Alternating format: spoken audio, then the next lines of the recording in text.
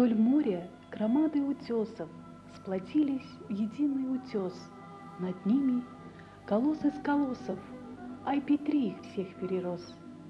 Деревья, как сборище теней, воздушно, толпясь по скалам, под сумраком с горных ступеней кивают задумчиво нам.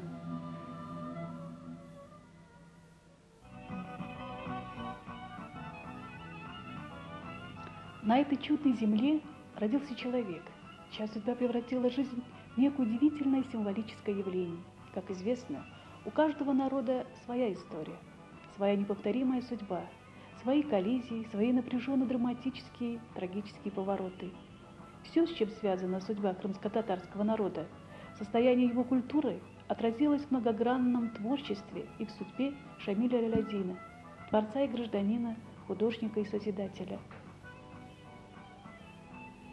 Стоит на юге гор предел, шуршит в камнях змея, вот здесь я жил, здесь песни пел, здесь родина моя. Меж высоких гор Ай-Петри и густых лесов маленькой деревушки Махульдур в начале нынешнего столетия родился поэт и писатель Шамиль Аль-Адин. В эти горы и в леса 4-летний Шамиль вместе с братом Юнусом ходили за дровами, а в 6 приходилось вместе со взрослыми ходить на прогулку на табачные и виноградные плантации. Приходилось помогать во всем.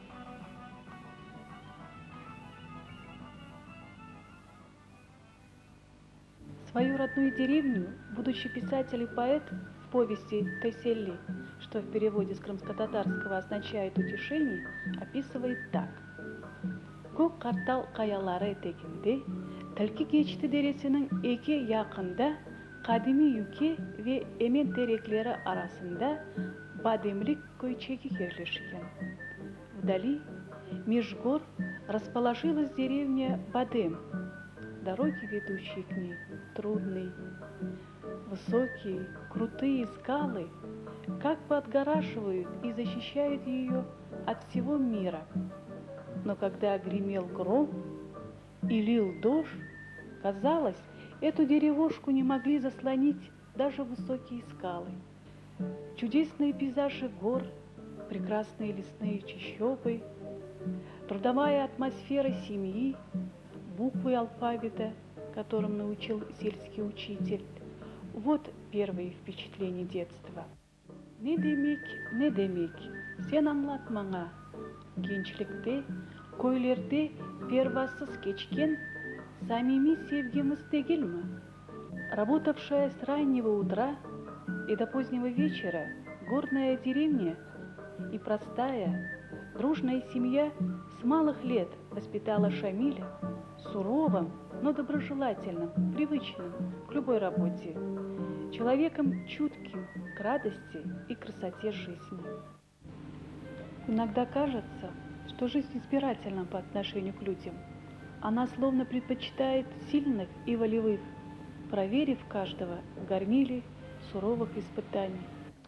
И когда я закончил 3 класса в нашей школе, вот где нет самого здания сейчас, в Бахчисарае, я слышу, что в Бахчисарае открывается новая школа, татарская школа.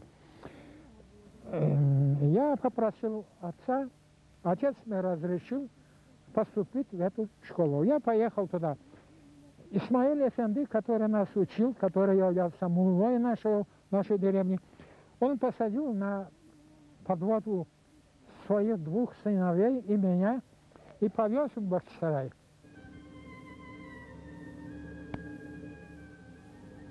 Пройдет время, и маленькая проселочная дорога, ведущая от Махульдура к Бахчисараю, выведет Шамиля Аль-Адина на большую дорогу жизни.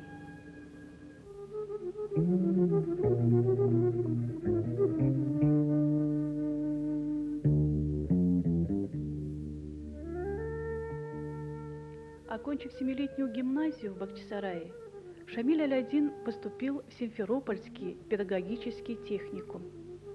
Для молодого Шамиля Алядина началось время творческих поисков.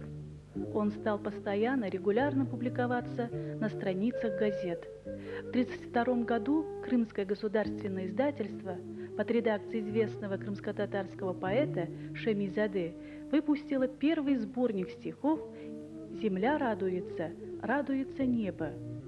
Каждое время отмечено своей романтикой. 20-е и 30-е годы защита социалистического отечества, служба в рядах армии для тогдашней молодежи являлась самой высокой и благородной романтикой. Она вошла не только в произведение, но и в жизнь Шамиля Сеидовича. В конце 1932 года он добровольцем призвался в ряды Красной армии. В одном из живописных украинских городов окончил Красную казачью полковую школу. После служил командиром отделения, а затем уже взвода. Увиденное и пережитое нашло свое отражение во втором сборнике Шамиля Алядина «Песня красного казака». Поэт здесь обратился к поэтической фантазии, художественному вымыслу. Вглядываясь в незначительные, на первый взгляд, явления действительности, художник стремился поднять их до уровня больших обобщений. С течением времени форма поэтических произведений становится тесной для тех жизненных впечатлений, которые накопил поэт. В 1936-1939 годах в литературных журналах публикуется ряд его повестей и рассказов. Шамиль Сеидович становится членом Союза писателей СССР, а в 1939 году председателем Союза писателей Крыма. И тут я наблюдал, как начали вытаскивать этих старых интеллигентов из их квартиры, как начинали их сажать, арестовывать, сажать, расстреливать. Всех до единого крымско-татарских старших интеллигентов ни одного не оставили, чтобы он умер своей смертью, а вот его, их всех расстреляли. В 1941-м война приходит в Крым. Собрал членов президиума и сказал: товарищи, мне нужно на фронт. Давайте на мое место назначьте кого-нибудь. Вот Фатима, жена, с которой я только год была женился, значит, она одна провожала меня на Симферопольском вокзале. Со стороны Севастополя пришел эшелон, но это не из Севастополя, оказывается, из Бахчисарая.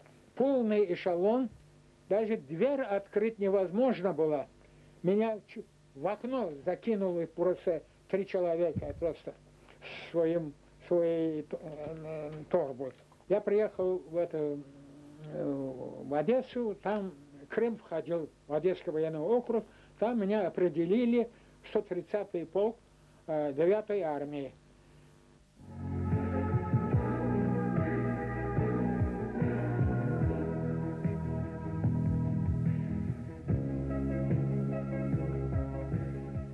Осенью 1945 года нас немножко задержали после войны, в третий украинский фронт был.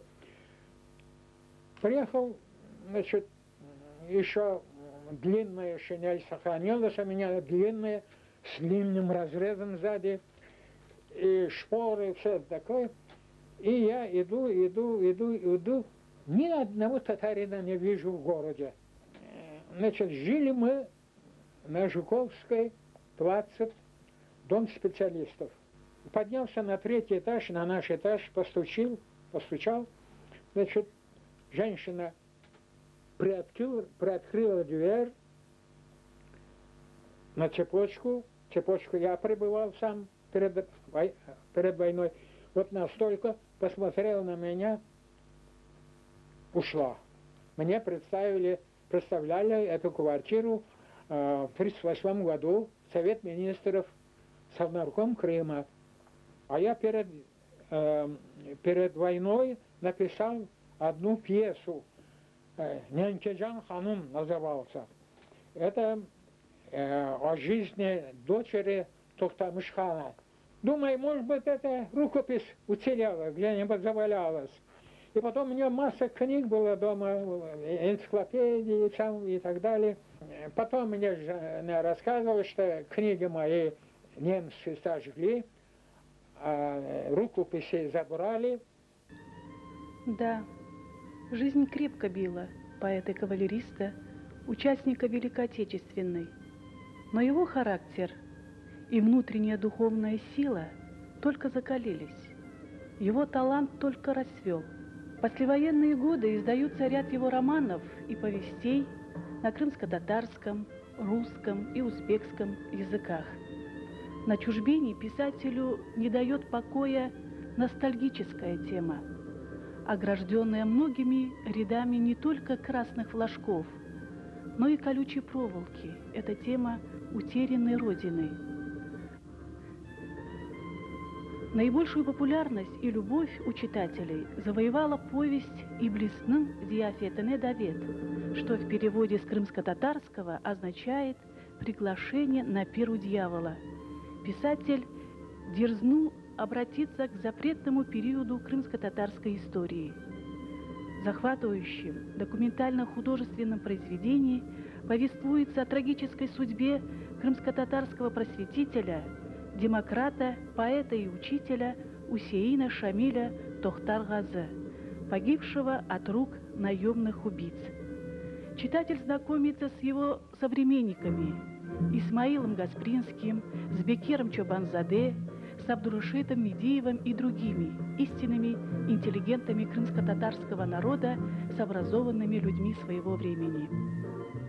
В 60-е годы издаются романы Шамиля Алядина «Эгер севсень, если любишь», «Фонари горят до рассвета», где повествуется о постоянном внутреннем нравственном совершенствовании человека, о его закалке в труде. Роман «Фонари горят до рассвета» был признан одним из лучших романов Узбекистана. В узбекистанский период его творчества появляется целый ряд его произведений, таких как «Эльмаз», «Сломанный кинжал», «После бури», «Мраморные ступени» и другие.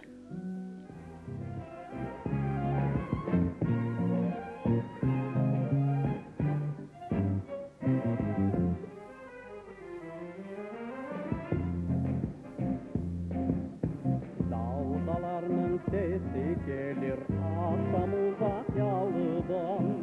Yüreğimi hasret delir haberin yok alnıdan. Görülecekse acı günde gözlerimi bakıdım. Selkelengen koç yüzümde sırlarını taşıdım. Şimdi geldim ben kapına sen yüzünü görmeye. Oklardan saçlarını o elimden örmeye.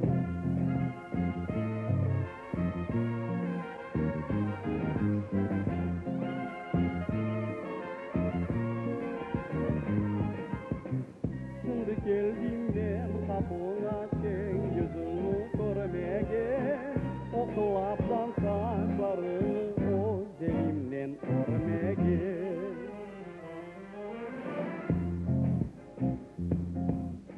Pencerenin odundaki selbin için sallanır. Niçin benim gönlümdeki hisler sana bağlanır. Gel bu gece ay yarısa sahillerde gezeyim. Unutulgan bir tarihten yanmak neticeyim. Neler geldi neler geçti bu belalı başımdan.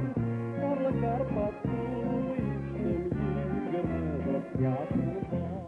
Все остальное в нашей литературе и культуре вращалось вокруг Шамиля Алядина. Его вклад в нашу литературу неоценимо просто. Вот он один создал школу. Школа Шамиля Алядина. Все писатели нынешнего поколения и журналисты все прошли через эту школу. В 1965 году, когда мы пришли в газету, если бы не было Шамиля Алядина, мы бы все разбежались. Никто без нас не остался там. Вот на наше счастье этот человек появился там, и этот человек нас остановил. Он нас остановил, собрал вокруг себя и создал, знаете, вот одну рабочую комнату превратили в класс. Он всех нас загнал в этот класс, и каждый день мы там занимались. Другого выхода просто не было. По-другому выучить язык не было возможности. Последнее произведение, написанное писателем в годы депортации, была повесть «Я ваш царь и бог». И что примечательно, после его публикации на страницах газеты «Крым» через несколько месяцев, летом 1994 года, Шамиль Сеитович вместе с семьей вернулся домой в Симферополь на постоянное жительство. В этом произведении мастерски сконцентрирована народная память о депортации, о геноциде, об их жертвах. Сюжет этой невыдуманной повести выхватил из пространственно-временной бесконечности то прошлое, которое крымские татары никогда не забудут. То прошлое, которое на судьбу каждого из них наложило свой небывало трагический отпечаток. То прошлое, которое сегодня остается настоящим. Да, писатель звание почетное и многотрудное, особенно когда живешь вместе с народом и в горе, и в радости. Переносишь с ним все тяготы, выпавшие на его долю, а значит и на твою долю. А можно было устроить ведь судьбу иначе, лучше. Писать хвалебные псалмы и оды времени, слагать гимны величавой эпохи, раболепствовать. Но всем распоряжается совесть. А если она есть, не даст она уйти на скользкую дорожку временщика подпевалой. Вот по такой жизненной философии и сложилась творческая и гражданская судьба народного писателя, писателя-аксакала Шамиля Сеитовича Алядина. Видно, так воспитали родителей и учителя, так споил его родни культурой, его народа, что писал он всегда то, что на сердце. А посему творческий жизненный путь Шамиля Алядина – это живая история крымско-татарской литературы и культуры последних 6 десятилетий.